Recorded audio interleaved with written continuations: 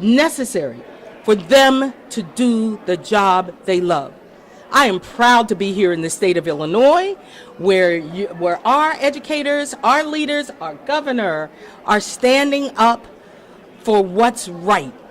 Public education is the foundation of this or any democracy. We love our public schools, and we will fight for them. My name is Al Lorenz. I am a high school mathematics teacher, currently serving as the president of the Illinois Education Association. I'm going to tell you the truth. I'm just going to be right from the hip. We are devastated that someone, in their lack of wisdom, thought dismantling the Department of Education was a great thing to do, because all it really does is marginalize kids. Public schools accept everyone that comes to the door. We don't care whether you're, I'll just say this, black, brown, rural, urban, suburban, it doesn't matter. All kids matter. And what they're doing by dismantling the Department of Education is stopping opportunity for any kid to thrive. And for years and years, I taught kids math, and when they came in the beginning of the year, they said, I can't do this. By the time they left, they understood who I was. They knew that I cared about what they were able to do and achieve, and they achieved their best. I want that opportunity for all children, and I'm here to stand with President Pringle and Governor Pritzker to say, hell no, we will fight back. We will resist this move with everything we have. Governor? Thanks. Switch with you. I'll just make a couple of comments. First of all, there are 135,000 members of IEA here in the state of Illinois, and each and every one of them does amazing work on behalf of the children and young people of our state. And I'm very proud of the progress that we've made in the state. It's in part because of the excellence of the teachers that are in our schools. And in particular, in Illinois, we stand up for public school education. It's important that is the foundation of the U.S. democracy. The origins of our country, in fact, are traceable to people on a widespread basis being able to get education. And we have democratized that over quite a number of years so that people who were denied rights in the early years of this republic no longer are, and are able to get an education. Their families are able to get ahead, and we now have a pluralistic society in part because of it. Tearing down the Department of Education, tearing down public education in this country is tearing down democracy in this country. With that, I'll be happy to take any questions. Yes, Marianne, hi. All right, so the words were ramped up today. Bootlickers, Doge bags, but why? And then also a bit of a follow-up. You answer that first. When Donald Trump and the people that he appoints tear down the Department of Education, when they take away funding, which is their goal, from kids across this nation who deserve to be able to get a good public education, and in particular from some of the most vulnerable people in our society, and we're talking about people who are disabled, people who have special needs, special education. When you take away 10 to 12% of the funding for education across this nation, you're damaging what we can do for our people here in the state of Illinois. Parents, students, we're all about lifting everybody up. If the federal government's not going to be part of that, truly they are going to damage the future of the people of Illinois and the future of this nation. How do you adjust your budget for your education level if you're losing those funds? Look, you're talking about billions of dollars that they're trying to take away, right? In the case of Illinois, it'd be about $3.5 billion that they would take away. That is not something the state of Illinois can replace. It just isn't. And don't forget, and Becky Pringle mentioned it just a moment ago, they're also going after Medicaid. And those are two things that kids in our public schools rely upon, the funding that comes from the federal government for education and Medicaid funding. 50% of the funding for Medicaid comes from the federal government. There's no way the state of Illinois can write a check for what will be more than $10 billion, perhaps $15 billion to replace it. We're going to have to obviously do whatever we can on the state level if this becomes the eventuality. But what we're doing now is standing up, speaking up fighting back and making sure that if at all possible, we will keep them from damaging public education in this country. According to Linda McMahon, the employees are going away, but not the funding. Do you believe her? We'll see. I mean, well, let's let's listen to and watch the Republicans in Congress, because she may be saying that, and we see that Donald Trump tends to say things, and they turn out not to be true at least 50% of the time. And so you don't know really what they're trying to accomplish, except if you listen to members of Congress, they're fine with taking away the funding from the Department of Education.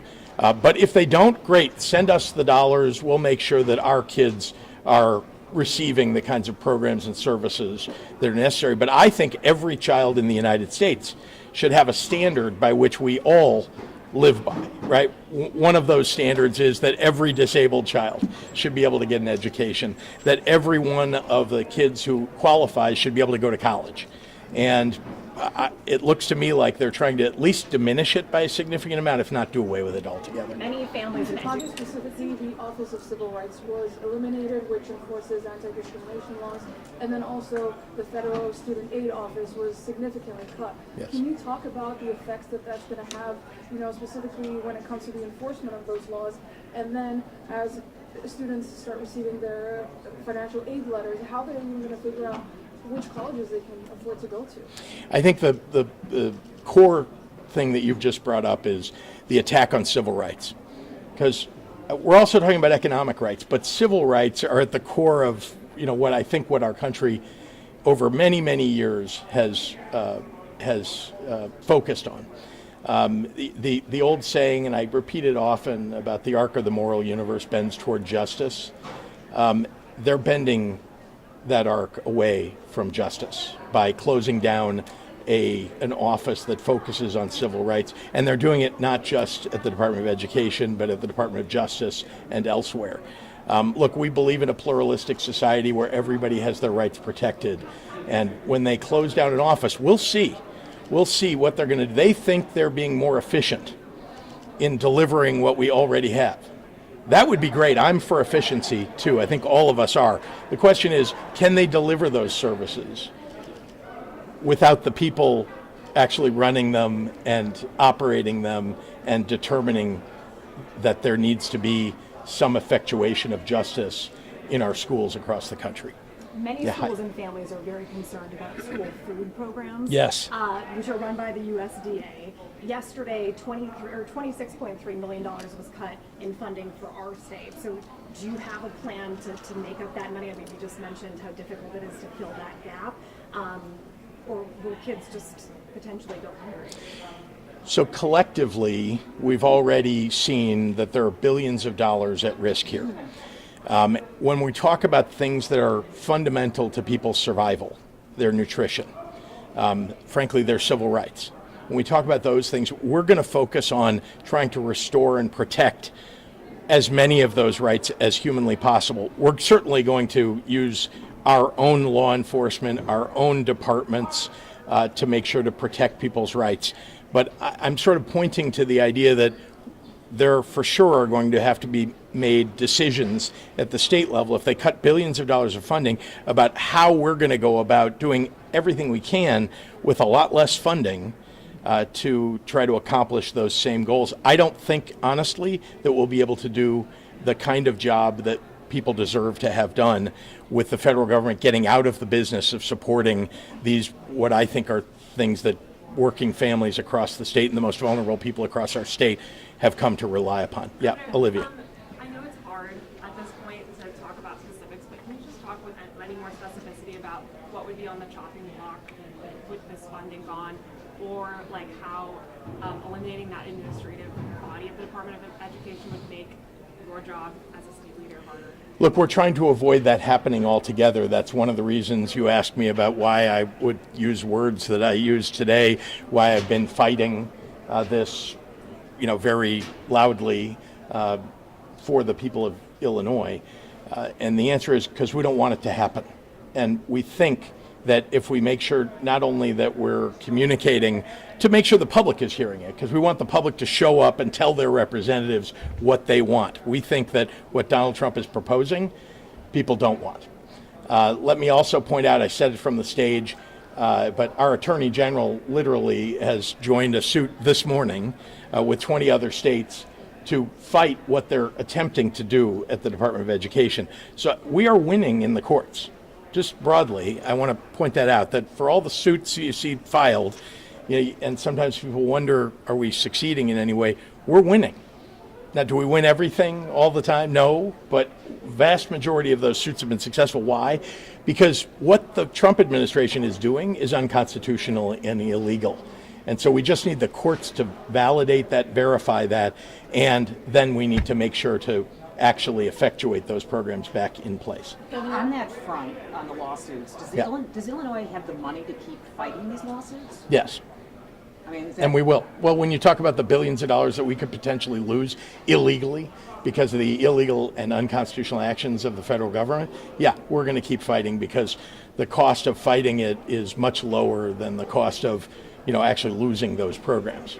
Last one here to Mary Ann. talking about the $3 billion plus that ISB is expected to receive at the start of the fiscal year in July. You're asking, sorry, about whether... I'm asking for you to confirm if it's the $3 billion plus that ISB is expected to receive. There's about $3.5 billion, if you're Yeah. asking what the number is, Yeah. about $3.5 billion. Yes, Mary Ann, All yeah. right, so Monday, it will be 1 year till the primary. Your name's going to be on that ballot because you're also heading, I see, one more time to New Hampshire.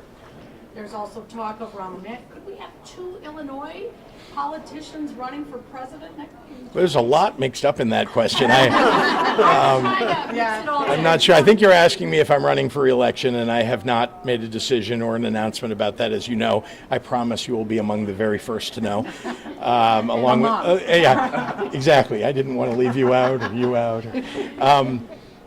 And I'll just say, look, whatever it is that I'm doing a year from now, or whatever announcements get made over the next bunch of months, I will be in this fight.